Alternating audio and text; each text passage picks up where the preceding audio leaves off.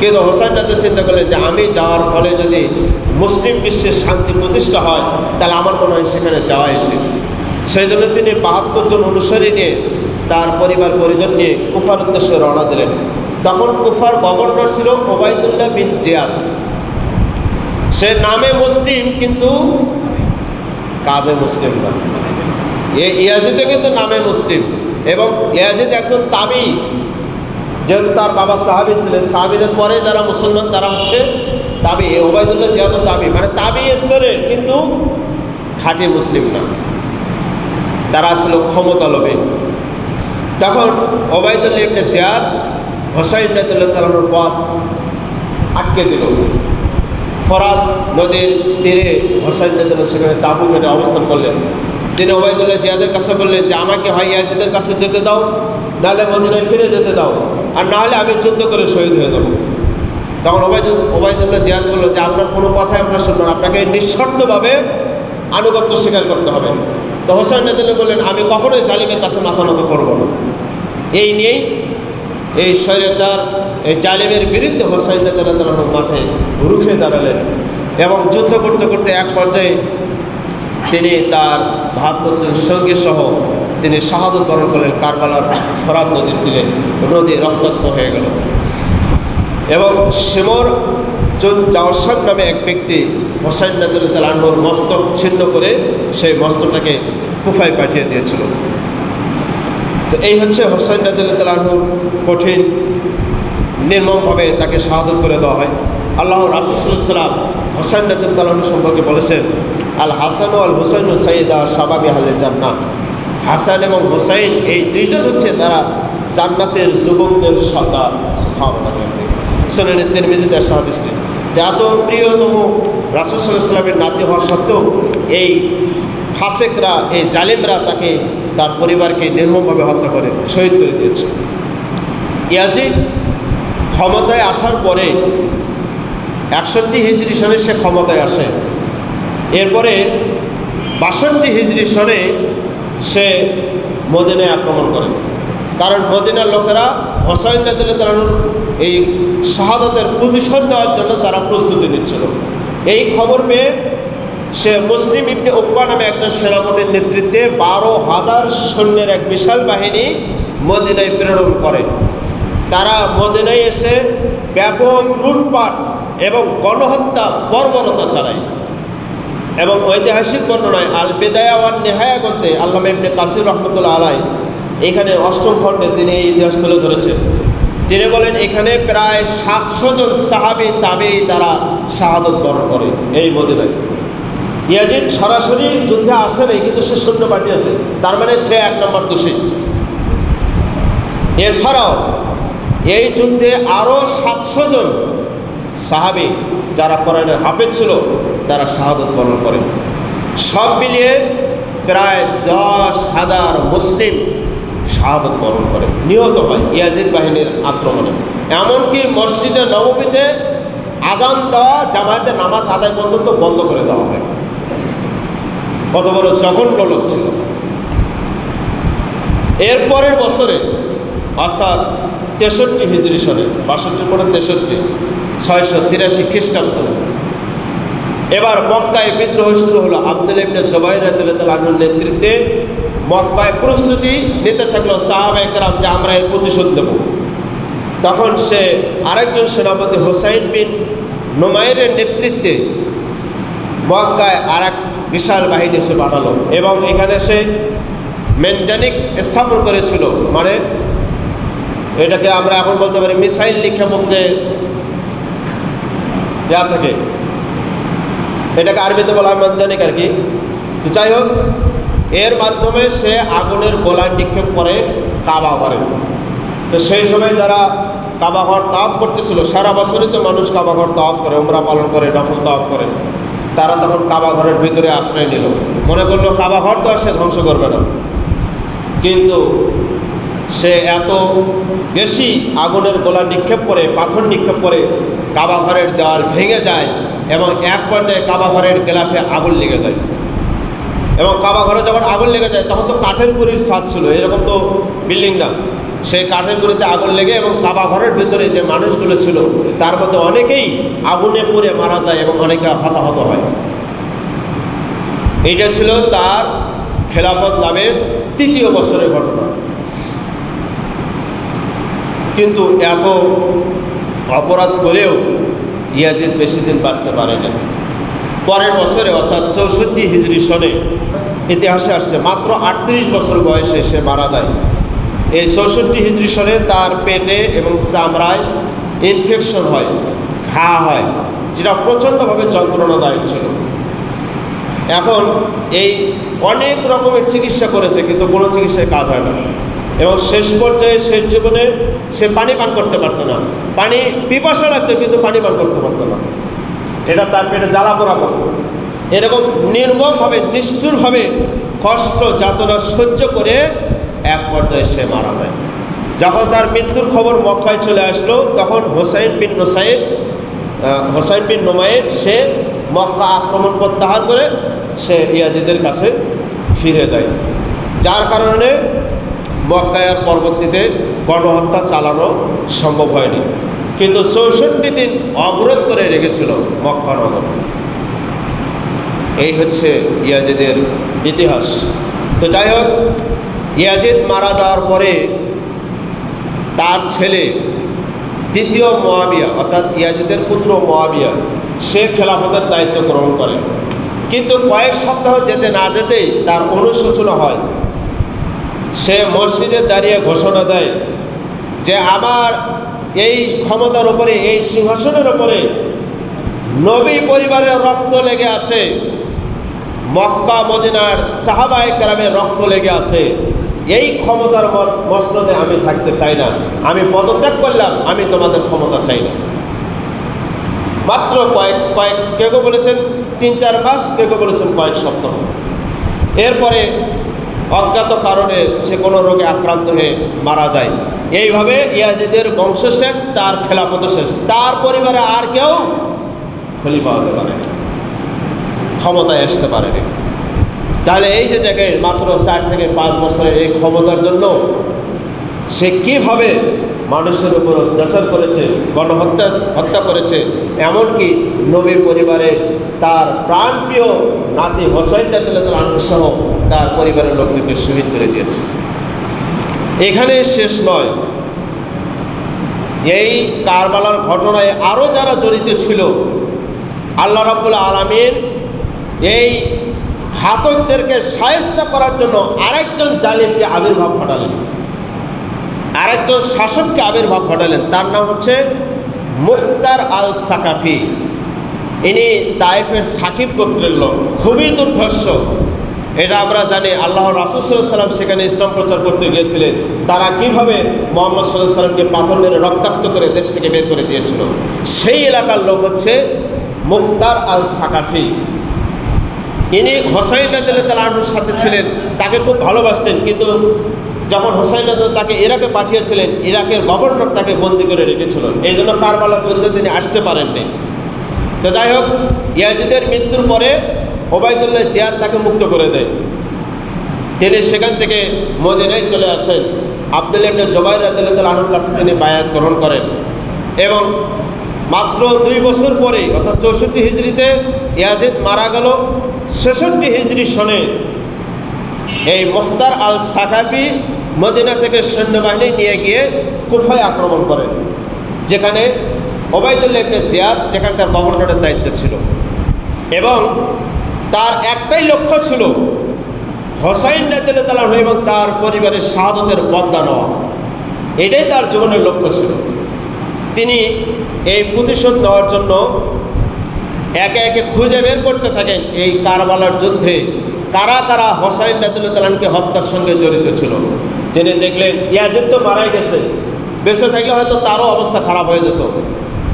এখন দ্বিতীয় তিনি দেখলেন যে প্রধান হচ্ছেন ওবায়দুল্লাহ ইবনে জিয়াদ। তিনি ওবায়দুল্লাহ বিন জিয়াদের বাড়িতে হামলা করলেন এবং তার সঙ্গে একটা যুদ্ধ হলো। এক পর্যায়ে ওবায়দুল্লাহ ইবনে জিয়াদ নিহত হলো।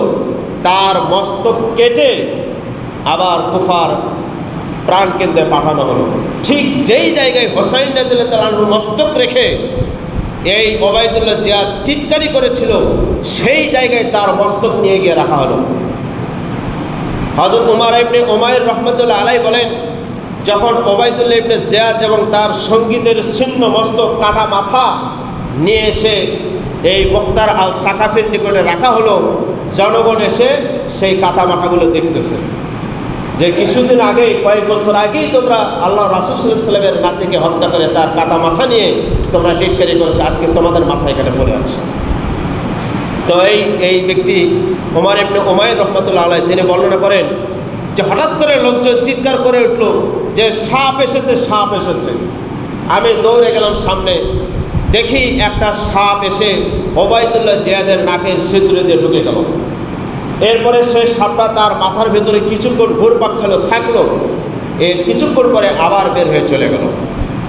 এটা তার চক্ষুষ দেখা, এবং এটা কোনো বানানো কাহিনী না। এই ঘটনাটা আসছে সুনানে তিরমিজিতে। ইমাম তিরমিজি বলেন এই ঘটনাটি সহিহ। তাহলে আল্লাহ তাআলা এটা নিদর্শন দেখালেন যে তুমি কার গলায় ছুরি চালিয়েছিলে কয়েক বছর আগে, দেখো জনগণ তোমার কাটা মাথা থেকে শিক্ষা গ্রহণ করবে। এই হচ্ছে ওবায়দুল্লাহ জিয়াদের পরিণতি। এরপরে যেই লোকটা হোসাইন রাদিয়াল্লাহু তাআলার মাথা কেটে নিয়েছিল, শিমর ইবনুল জাওশান সরাসরি হোসাইন রাদিয়াল্লাহু তাআলাকে হত্যা করেছিল। মুখতার আল সাকাফির সৈন্যরা এই শিমর আল জাওশানকে খোঁজার জন্য তার বাড়িতে হামলা দিয়েছে। সে পালিয়ে যাওয়ার চেষ্টা করেছে কিন্তু পালিয়ে যেতে পারেনি। পরে সৈন্যরা তাকে নির্মমভাবে হত্যা করে তার লাশ টুকরো টুকরো করে কুকুরকে দিয়ে খাওয়াইছে। সে মনে করেছিল হোসাইন রাদিয়াল্লাহু তাআলাকে হত্যা করে সে মনে হয় কিয়ামত পর্যন্ত আয়ু নিয়ে আসবে, কয় বছর বাঁচবে। এমনকি তার লাশটা দাফন পর্যন্ত হয়নি, কুকুর দিয়ে খাওয়ানো হয়েছে। এরপরে ওমর ইবনে সাদ ওবায়দুল্লাহ জিয়াদের সৈন্যবাহিনীর সেনাপতি ছিল, অর্থাৎ এই হোসাইন রাদিয়াল্লাহু তাআলার বিরুদ্ধে যুদ্ধ করার যে সেনাবাহিনী ছিল তার সেনাপতি হচ্ছে ওমর ইবনে সাদ। মুখতার আল সাকাফি তিনি এই ওমর ইবনে সাদকে খুঁজে বের করেন। তার উদ্দেশ্য ছিল, ওবায়দুল্লাহ জিয়াদ তাকে বলেছিল যে তুমি যদি এই যুদ্ধে হোসাইনকে পরাজিত করে জিততে পারো তাহলে তোমাকে রে প্রদেশের শাসনকর্তা বানানো হবে, গভর্নর বানানো হবে। এই লোভে পড়ে সেই যুদ্ধে এসেছিল। তখন মুখতার আল সাকাফি যখন তাকে ধরে ফেলে, তার বিছানাতেই তাকে তরবারিতে কেটে কেটে টুকরো টুকরো করা হয়। তার ছেলে হাফস তাকে বাঁচাতে আসে, তখন তার ছেলেকেও হত্যা করা হয়। এরপরে ওই দুইজনার কাটা মাথা নিয়ে মুখতার আল সাকাফির কাছে নিয়ে আসা হয়। তখন তিনি বলেন যে ওমর ইবনে সাদের মৃত্যু হচ্ছে হোসাইন রাদিয়াল্লাহু তাআলার বদলা, আর তার ছেলে হাফসের মৃত্যু হচ্ছে হোসাইন রাদিয়াল্লাহু তাআলার ছেলে আলী আকবরের বদলা। এবং তিনি বলেন হোসাইন রাদিয়াল্লাহু তাআলাকে হত্যা করার সাথে জড়িত সবাইকে যদি আমি হত্যা করতে পারতাম তাহলেও হোসাইন রাদিয়াল্লাহু তাআলার একটা আঙ্গুল কাটার সমান যে ক্ষতি এটা পূরণ হতো না। হোসাইন রাদিয়াল্লাহু হত্যা করে তারা যে মুসলিম বিশ্বের ক্ষতি করেছে, হোসাইন রাদিয়াল্লাহু তাআলা একটা আঙ্গুল কেটে যদি ক্ষতি করতো আর তার বিপরীতে আমি যদি সমস্ত হত্যাকারীকে হত্যা করি তাও এর ক্ষতিপূরণ হতো না। এতটা আক্রোশ ছিল তার মধ্যে। তিনি হোসাইন রাদিয়াল্লাহুকে এত মহব্বত করতেন। এরপরে আরেকজন ব্যক্তি ছিল, তার নাম হচ্ছে হারমালা ইবনে কাহিল। হোসাইন রাদিয়াল্লাহু তাআলা আনহু তার দুধপোষ্য শিশু আসগর পিপাসায় ছটফট করতেছে। শত্রুরা ফরাত নদী অবরোধ করে রেখেছে, কাউকে এক বিন্দু পানি নিতে দিচ্ছে না। এখন পানি পিপাসায় শিশু আসগর মুমূর্ষ অবস্থা। হোসাইন রাদিয়াল্লাহু তাআলা নিজের জীবনের ঝুঁকি নিয়ে শিশুকে নদীতে পানি পান করার জন্য নিয়ে গেছেন। তখন এই হারমালা ইবনে কাহিল নামে একজন সৈন্য সে বিষাক্ত তীর নিক্ষেপ করে আসগরকে শহীদ করে দেয়। এই হচ্ছে সেই ব্যক্তি। হোসাইন রাদিয়াল্লাহু তাআলা আনহু তার এই শহীদ এই শিশুকে নিয়ে এসে তার স্ত্রীর কাছে দিচ্ছিলেন, আর কেঁদে কেঁদে বলছিলেন, তোমার সন্তানকে আমি এমনভাবে পিপাসায় নিবারণ করে নিয়ে এসেছি, সে আর কোনোদিন পিপাসার্ত হবে না। কিন্তু এই হারমালা ইবনে কাহিল বেশি দিন বাঁচতে পারেনি। এই মুখতার আল সাকাফি খুঁজে খুঁজে এই হারমালাকে বের করে। তাকে যখন গ্রেফতার করে নিয়ে আসা হয়, প্রথমে তার 2 হাত কবজি থেকে কেটে নেওয়া হয়, তারপরে তার 2 পা টেনে শরীর থেকে বিচ্ছিন্ন করে দেওয়া হয়। সে যে অপরাধ করেছিল এটাই তার উপযুক্ত শাস্তি। এরপরে তার শরীর থেকে যখন রক্তক্ষরণ হচ্ছে, প্রচণ্ড যন্ত্রণা হচ্ছে, তাকে গরম তেলের মধ্যে নিক্ষেপ করা হয় তার দেহটাকে। এইভাবে এই পাপিষ্ঠকে দুনিয়া থেকে বিদায় করে দেওয়া হয়। এরপরে আসেন আরেকজন শত্রু ছিল, তার নাম হচ্ছে খাওলি ইবনে ইয়াজিদ। খাওলি ইবনে ইয়াজিদ কী করেছে? এটা মুআবিয়ার ছেলে ইয়াজিদ না, এটা অন্য ইয়াজিদ। খাওলি ইবনে ইয়াজিদ সে হোসাইন রাদিয়াল্লাহু আনহুর কাটা মাথা ওবাইদুল্লাহ ইবনে জিয়াদের কাছে নিয়ে এসেছিল বহন করে। সে মাথাটা লুকিয়ে রেখেছিল যাতে মুসলমানরা না পায়, এবং পরে ওবাইদুল্লাহ ইবনে জিয়াদের কাছে নিয়ে এসেছিল। তো মুখতার আল সাকাফি তাকে খুঁজে খুঁজে বের করে। সে পায়খানার ভিতরে অর্থাৎ টয়লেটের ভিতরে লুকিয়েছিল, সেখান থেকে তাকে টেনে হেঁচড়ে বের করে আগুনের কুণ্ড প্রস্তুত করে তাকে জীবন্তই হাত পা বেঁধে আগুনের মধ্যে ফেলে দেওয়া হয়। এইভাবে তাকে পুড়িয়ে মারা হয়। এরপরে আরেকজন ব্যক্তি ছিল, তার নাম হচ্ছে সিনান ইবনে আনাস। সে হোসাইন রাদিয়াল্লাহু আনহুকে প্রথম সে বর্ষা দিয়ে আঘাত করেছিল, তাকে আহত করেছিল এবং তার শরীর থেকে চাদর টেনে নিয়েছিল, মানে তার গায়ের থেকে চাদর কেড়ে নিয়েছিল। এই সিনান ইবনে আনাসকে যখন মুখতার আল সাকাফি ধরে ফেলে, তখন মুখতার আল সাকাফি তাকে ধরেনি। এই সিনান ইবনে আনাস সে পরবর্তীতে মানসিক ভারসাম্য হারিয়ে ফেলে, পাগল হয়ে যায় এবং নিজেই নিজের পায়খানা পেশাব এগুলো খেত, পান করত। এতটা তার বিবেক বোধ হারিয়ে যায়, একেবারে পুরো পাগল হয়ে যায় এবং এক পর্যায়ে সে তার শেষ জীবনে ঘরে কোণে চিৎকার আর ছটফট করতে করতে সে মারা যায়। এরপরে আরেকটা গ্রুপ ছিল 10 জন অশ্বারোহী। ওসমান রাদিয়াল্লাহু আনহু হোসাইন রাদিয়াল্লাহু আনহুর দেহটা যখন ফোরাত নদীর তীরে পড়েছিল, এই 10 জন সৈন্য তারা হোসাইন রাদিয়াল্লাহু আনহুর শরীরের উপর দিয়ে তারা ঘোড়া চালিয়ে গিয়েছিল, তার শরীরকে ক্ষত বিক্ষত করে দিয়েছিল, দেহটাকে ক্ষত বিক্ষত করে দিয়েছিল। মুখতার আল সাকাফি এই 10 জনকেই গ্রেপ্তার করে এবং গ্রেপ্তার করে মরুভূমিতে খোলা ময়দানে তাদের হাতে এবং পায়ে পেরেক মেরে হাত পা এইভাবে লটকায় রাখে। তারপরে বন্য ঘোড়া, একদল ঘোড়া ছেড়ে দেওয়া হয়। এই ঘোড়াগুলো এদেরকে এসে পায়ের তলায় পিষ্ট করতে করতে তাদের শরীরগুলো টুকরো মানে খণ্ড বিখণ্ড করে করে তাদেরকে সবগুলোকে হত্যা করে, মেরে ফেলে।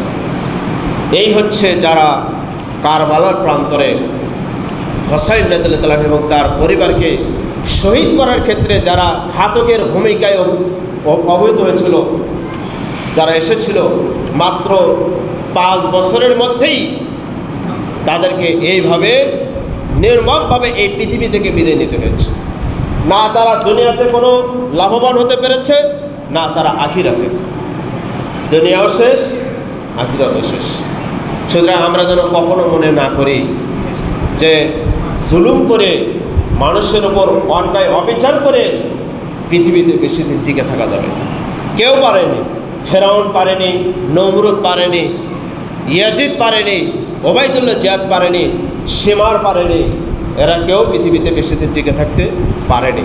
তা আমরা এই ইতিহাস থেকে শিক্ষা নেব, আমরা যেন আবার কখনো জালিম হয়ে না যাই। আমরা ক্ষমতায় পেয়ে আমরা জনগণের মধ্যে ন্যায় বিচার প্রতিষ্ঠা করার চেষ্টা করব, মানুষের কল্যাণে কাজ করার চেষ্টা করব, অন্তত কারো প্রতি অবিচার করব না, জুলুম করব না।